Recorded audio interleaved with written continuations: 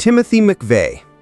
The final moments of a person's life are often stripped bare of pretense. For Timothy McVeigh, the man responsible for the deadliest act of domestic terrorism in U.S. history, this moment was not one of repentance or fear. It was a moment of cold, simple, and almost childish defiance.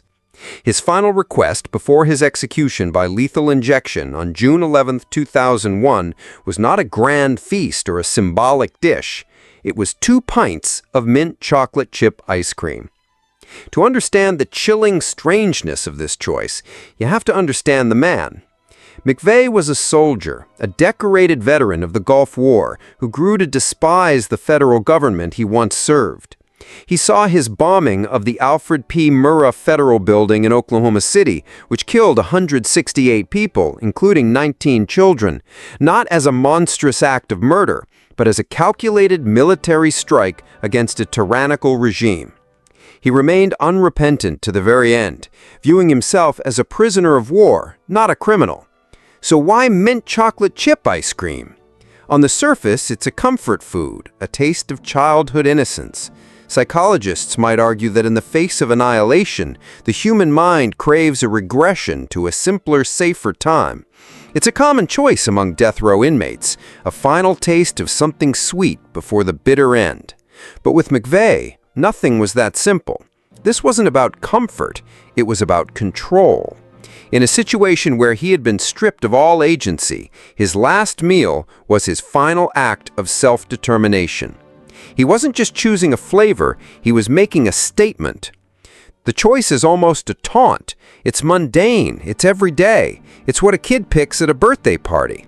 The sheer banality of it stands in stark contrast to the epic scale of his crime. There is no remorse in this choice, no reflection on the lives he shattered.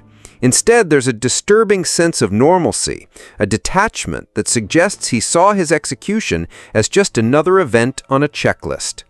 He was a man who meticulously planned a bombing, a man who saw human beings as collateral damage. It makes a twisted kind of sense that his final act would also be meticulously simple, devoid of any emotional weight. He didn't want a meal that would invite interpretation or signal any inner turmoil.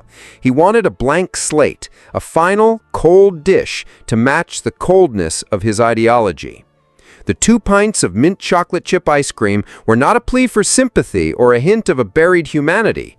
They were the final, silent, and deeply unsettling signature of a man who refused to the very end to acknowledge the horror he had unleashed. John Wayne Gacy.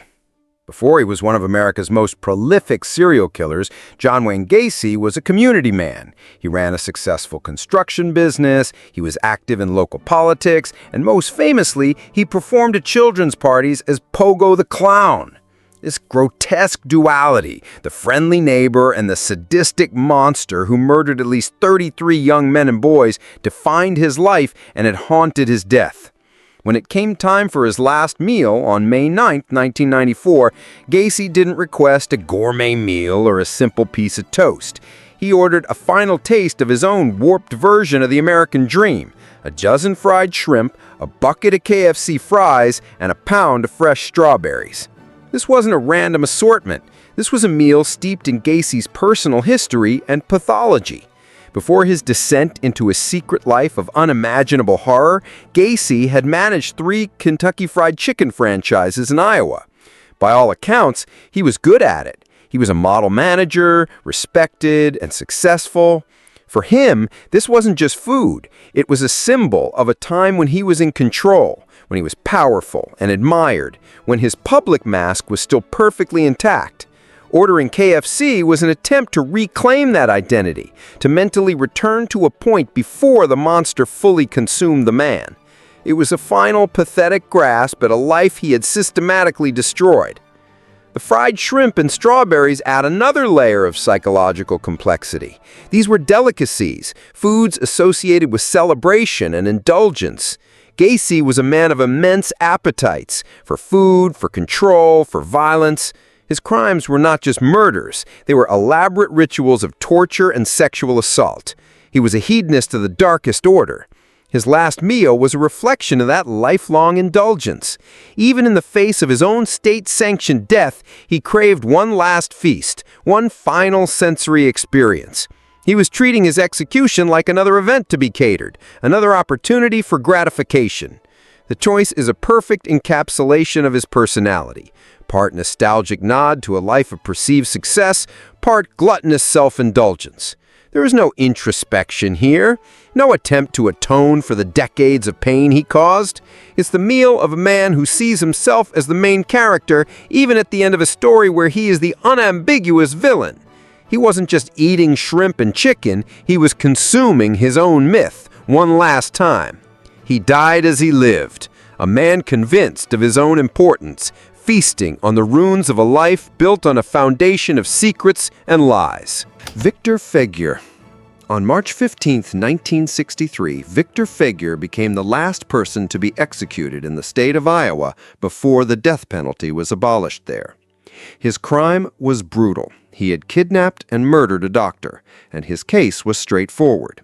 But his last meal request has echoed through history as one of the most enigmatic and strangely poetic final statements ever made. Feguer didn't ask for a steak, a burger, or a slice of pie. He requested a single olive with the pit still inside.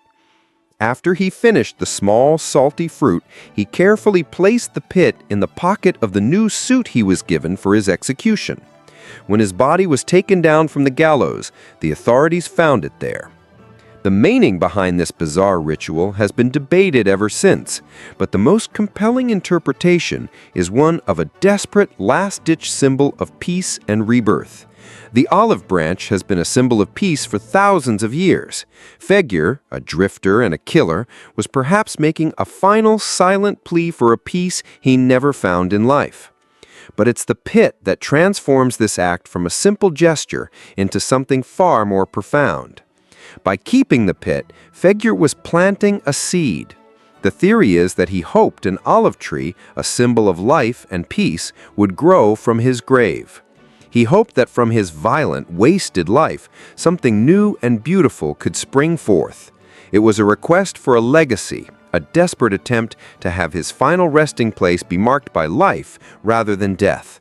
It was a belief, however irrational, in resurrection. This single olive stands in stark contrast to the usual last meals of excess and nostalgia. It wasn't about gratifying a final craving or reliving a past glory. It was about the future. It was an act of faith, however small and strange. It suggests a man who, in his final hours, was contemplating themes of legacy, redemption, and the possibility of growth even from the most corrupted soil. Of course, no olive tree ever grew. His body was likely buried in a simple wooden box in an unmarked grave, as was common for executed felons. The seed never had a chance to sprout, but the story of the olive pit did. It has grown into a legend, a small, haunting parable about the strange and complex places the human mind goes when it confronts its own extinction.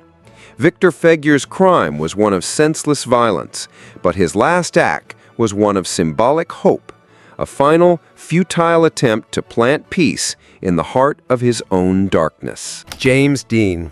Sometimes a last meal isn't a deliberate choice, but a mundane moment made significant by tragedy.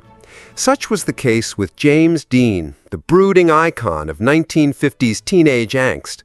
On September 30th, 1955, Dean was driving his brand-new Porsche 550 Spyder, a car he nicknamed Little Bastard, to a race in Salinas, California. He was at the absolute peak of his fame, a cultural supernova who had defined a generation with just 3 films. He was, for all intents and purposes, immortal. Earlier that day, on his way out of Los Angeles, he was pulled over for speeding. A few hours later, hungry from the drive, he pulled into Tip's Coffee Shop in Castaic, California. It was a classic roadside diner, the kind of place that dots the American landscape. There, with the California sun beating down, James Dean ate his last meal, a slice of apple pie and a glass of milk. There is a powerful, almost cinematic symbolism to this meal. Apple pie and milk is the quintessential all-American snack. It's wholesome, it's simple, it's nostalgic. It represents the very picture of American innocence that Dean's on-screen personas were so famously rebelling against. In films like Rebel Without a Cause, he was the tortured soul, the misunderstood youth fighting against the suffocating conformity of suburban life. Yet in his final hours, he consumed the very symbol of that world. This wasn't a choice freighted with meaning, it was just lunch. And that's precisely what makes it so poignant. Death doesn't wait for a grand final statement. It often arrives in the middle of an ordinary day, after an ordinary meal. Dean had no idea these were his last moments. He was thinking about the race, about the open road, about the future. He was a 24-year-old man with the world at his feet, eating pie at a roadside diner. The crash that killed him just a few hours later cemented his legend. He became the eternal symbol of youth cut down in its prime, of a burning talent extinguished too soon. And his last meal becomes part of that legend, a final, unintentional snapshot of the simple, all-American boy behind the complex, rebellious icon. It serves as a haunting reminder that behind every myth is a human being, and that the biggest tragedies often unfold on the most ordinary of days. The pie was just pie, and the milk was just milk. But because they were the last things James Dean ever tasted, they became a footnote to a legend, a final taste of the innocence he was about to leave behind forever. Cleopatra. History is often written by the victors, and the final moments of Cleopatra VII, the last pharaoh of Egypt, are shrouded in the victor's propaganda. The official Roman story, the one immortalized by Shakespeare and Hollywood, is as dramatic as it is symbolic. After being defeated by Octavian, the future Emperor Augustus, Cleopatra, facing the humiliation of being paraded through Rome in chains, committed suicide in her mausoleum. Her last meal, according to this legend, was a basket of figs delivered to her by a loyal servant. Hidden beneath the sweet fruit was the instrument of her death, an asp, a venomous snake, which she used to deliver a fatal bite. This story is a masterpiece of political character assassination. The figs represent Egypt itself, exotic, sweet, and ultimately decadent. The snake is a symbol of sin, deception, and a foreign, oriental treachery that the Romans found both alluring and repulsive. This narrative painted Cleopatra not as a noble queen making a strategic choice, but as a seductive, theatrical woman choosing a death as dramatic and un-Roman as her life. It was a way to diminish her, to turn a powerful political leader into a hysterical female stereotype. But modern historians and toxicologists are increasingly skeptical of this account. For one, death by asp venom is agonizingly slow and far from certain. It causes paralysis, swelling, and vomiting, a messy, undignified end for a queen obsessed with her image. Cleopatra was a brilliant strategist and a student of toxicology. She would have known this. It's far more likely she used a fast-acting poison, perhaps a potent cocktail of hemlock, wolfsbane, and opium, which she would have tested beforehand. So where does that leave the figs? They were likely still part of her last meal. Figs were a staple of the Egyptian diet, a food of both commoners and royalty. But they were also a symbol of fertility and life. For Cleopatra, who claimed to be the reincarnation of the goddess Isis, eating figs could have been her final act of communion with her country and her faith. It was a way of consuming the very essence of the Egypt she was refusing to surrender to Rome. The last meal of Cleopatra wasn't about the snake. It was about the choice. Whether she died by poison or by snakebite, her final act was one of ultimate defiance. She refused to be a trophy for a Roman conqueror. By taking her own life, she controlled her own narrative, robbing Octavian of his ultimate victory. Her last meal, whether it included a hidden asp or not, was the final fuel for that act of rebellion.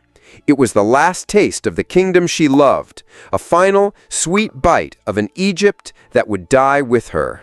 Ernest Hemingway.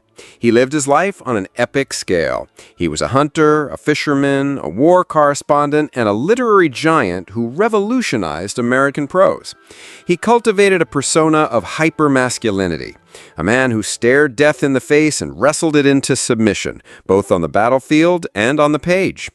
His life was a feast of experience, and it's tragically fitting that he marked its end with one last perfect meal. On the evening of July 1, 1961, at his home in Ketchum, Idaho, Hemingway sat down with his wife, Mary, for dinner. He had a New York strip steak, a baked potato, a Caesar salad, and a glass of Bordeaux wine. This was not a death row request. It was a carefully chosen ritual. Hemingway was a man of routines and precision in his writing and in his life. This meal was a classic, a perfectly balanced and robust American dinner. It was the kind of meal he had likely eaten hundreds of times in Paris, in Cuba, and Key West. It was a taste of his own legend. The steak, hearty and red-blooded, the crisp salad, the earthy potato, the fine French wine. It was the meal of a connoisseur, a man of the world. It was the final performance of the Papa persona he had so carefully constructed. But beneath the surface, the man was crumbling. He was suffering from severe depression, paranoia, and memory loss, likely exacerbated by a lifetime of heavy drinking and numerous concussions. He had recently undergone electroshock therapy at the Mayo Clinic, a brutal procedure that he felt had destroyed his memory and his ability to write. The man who had built his identity on strength and control was losing control of his own mind. The feast was a facade. Sometime in the early hours of the next morning, Hemingway rose from his bed, took his favorite shotgun from the basement, and took his own life. The hearty meal was not a celebration of life, but a final, deliberate act before its violent termination. It's as if he needed to perform one last act of normalcy, to sit down to a civilized dinner and pretend everything was fine, before committing the final desperate act of a man in unbearable pain. There is a profound sadness in this Last Supper. It's a meal that represents everything Hemingway valued: strength, taste, a life lived to the fullest, consumed at a moment when he felt all of those things slipping away. The steak wasn't just a steak. It was a symbol of the vitality he had lost. The wine wasn't just wine. It was a taste of a world he no longer felt a part of. It was the Last Supper of a king preparing to abdicate his throne. A final, lonely feast in a kingdom of one. Saddam Hussein. For decades, Saddam Hussein was the absolute ruler of Iraq, a man who lived in opulent palaces, surrounded by gold, marble, and an aura of terrifying power. He was the butcher of Baghdad, a ruthless dictator responsible for the deaths of hundreds of thousands of his own people. His life was a study in excess and brutality. His death, however, was a study in stark simplicity. On the evening of December 29, 2006, just hours before he was hanged for crimes against humanity, U.S. guards offered Saddam his last meal. He could have requested anything he wanted, a final taste of the luxury he had once commanded. Instead, he chose boiled chicken and rice and a glass of hot water with honey. Some reports claim he refused the meal, while others state he ate it. But the meal itself is what's significant. This was not the food of a palace. It was the food of an ordinary Iraqi home. It was simple, unadorned, and almost ascetic. After a life of unimaginable wealth and power, his final meal was one of humble peasant fare. What does this choice signify? One interpretation is that it was an act of political theater. Throughout his trial, Saddam portrayed himself not as a deposed dictator, but as the legitimate, defiant leader of Iraq. By choosing a simple, traditional Iraqi meal, he was performing a final act of solidarity with the people he had brutalized for so long.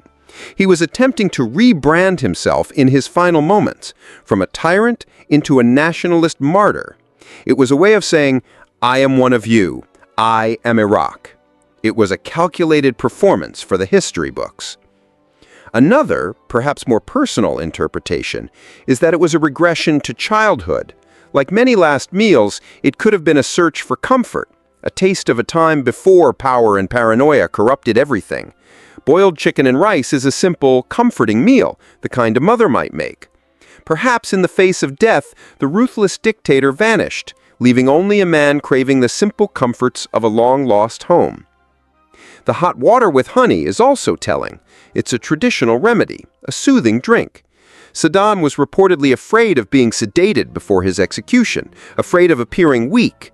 The drink could have been a simple attempt to calm his nerves, to soothe his throat before his final defiant courtroom outbursts and the hangman's noose. Whatever the reason, the meal is a shocking bookend to his life.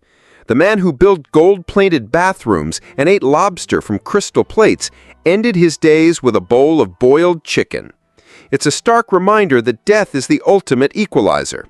In the end, stripped of his palaces, his armies, and his power, Saddam Hussein was just a man in a cell, facing a simple meal and an inescapable fate. Ted Bundy. He was a man of chilling contradictions. He was handsome, charismatic, and intelligent, a law student with a promising future.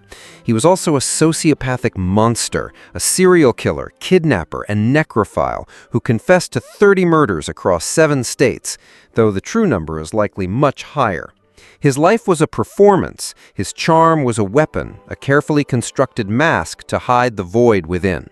On January 24, 1989, as he faced his execution in Florida's electric chair, he was offered a final traditional last meal: steak, eggs, hash browns, and toast. It was a standard offering, a last chance for a moment of sensory pleasure. Bundy refused it. He didn't need a single bite.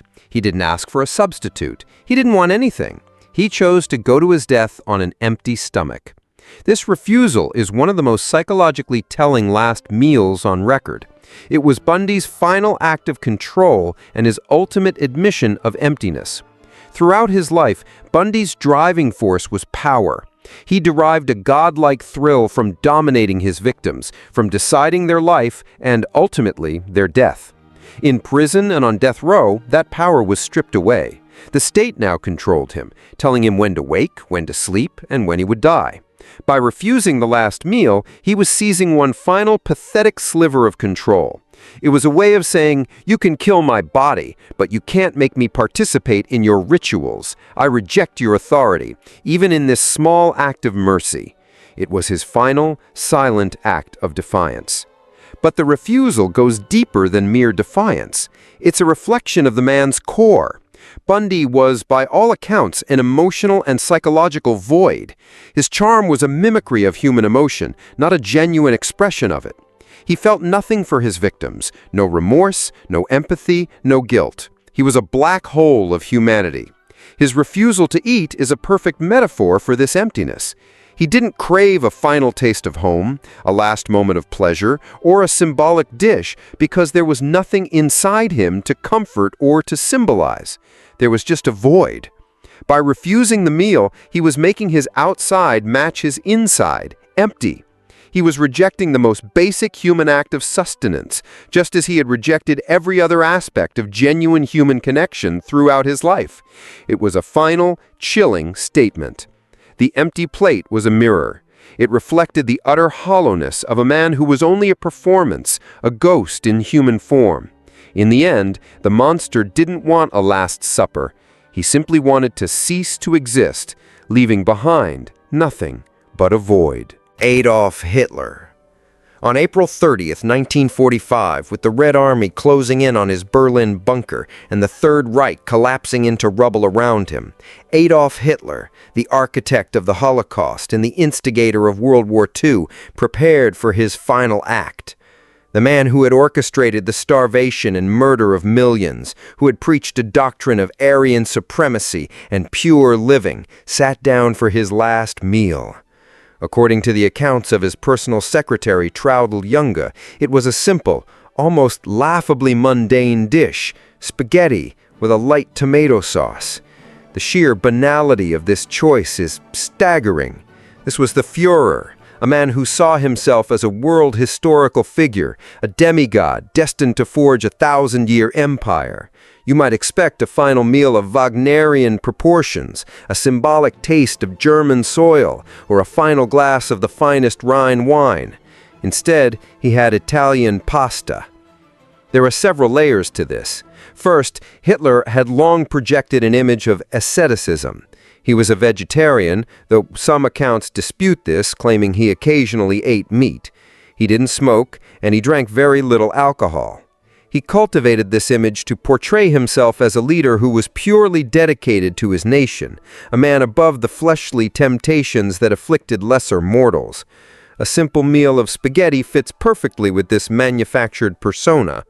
Even at the end, he was maintaining the brand. Second, by this point, Hitler was a physical wreck. He was suffering from Parkinson's disease, his hands trembled, and he was being kept functional by a cocktail of drugs administered by his personal physician. A simple, easy-to-eat meal like spaghetti would have been a practical choice for a man in his deteriorating physical condition. The self-proclaimed Superman was, in the end, a frail and sickly old man. But the most powerful interpretation lies in the meal's complete lack of symbolism. Hitler's entire regime was built on spectacle, on myth, on the power of potent symbols like the swastika and the Nuremberg rallies. Yet, at the very end, when a final powerful symbol was called for, there was nothing, just a plate of pasta. This suggests a man whose grand, world-altering ideology had completely collapsed even in his own mind. The myths had failed him. The symbols were now empty. All that was left was the hollow reality of defeat. Shortly after this simple lunch, Hitler and his new wife, Eva Braun, retired to their private quarters. He shot himself, and she bit down on a cyanide capsule. The man who had plunged the world into an abyss of fire and death ended his life not with a bang, but with a whimper, after a lunch that wouldn't have been out of place at a child's birthday party. The spaghetti was not a statement. It was the absence of one. It was the final, pathetic, and deeply unsatisfying meal of a failed god. Napoleon Bonaparte. Napoleon was a man who conquered a continent, crowned himself emperor, and redrew the map of Europe. His ambition was matched only by his appetite for power, for glory, and for food. He was a notoriously fast eater, known for consuming large meals in under 15 minutes, a habit born from his years as a constantly moving general. Even in his final exile on the dreary, windswept island of St. Helena, his imperial tastes remained. His last recorded full meal before his death on May 5, 1821, was a testament to the emperor he once was, a final feast in a lonely cage. Accounts from his staff detail a surprisingly elaborate meal, especially for a man suffering from what was officially recorded as stomach cancer. The menu included liver and bacon chops, mashed potatoes, fried eggs, and lentils. This was not the simple broth of an invalid. This was a hearty, substantial meal, a final attempt to fuel the body of a man who still saw himself as a force of nature. Each dish can be seen as a small echo of his life. The hearty, rustic fare like bacon and lentils speaks to his origins as a Corsican outsider, the man of the people who rose through the ranks on merit and grit. The more refined elements, likely prepared with the best available ingredients by his personal chef, were a nod to the imperial court he established, a world of lavish banquets and palatial luxury. It was a meal that straddled the two sides of his identity, the soldier and the emperor. However, the context of this meal is one of decline. Napoleon was a prisoner, his empire lost, his health failing. This final feast was a defiant act of memory, a way of recreating the glory of his past in the face of a bleak present. By eating a meal fit for a commander on the eve of battle, he was perhaps trying to convince himself that he was that man, that the fire of his ambition had not been extinguished by the damp island air. It was a performance of power, a way of asserting his identity even as his body betrayed him. The official cause of death was stomach cancer, but for centuries rumors have persisted that he was slowly poisoned with arsenic by his British captors. In 2007, a toxicological study seemed to support this, finding lethal levels of arsenic in his hair samples. This theory casts the last meal in a new, more sinister light. Was his stomach pain not from cancer, but from the slow, steady administration of poison? If so, this last hearty meal becomes even more tragic, a final act of defiance against a slow, invisible assassin. Whether he died from poison or disease, Napoleon's Last Supper was a reflection of his life, ambitious, robust, and haunted by the shadow of his own myth. It was one last taste of earthly power before he became a permanent resident of history.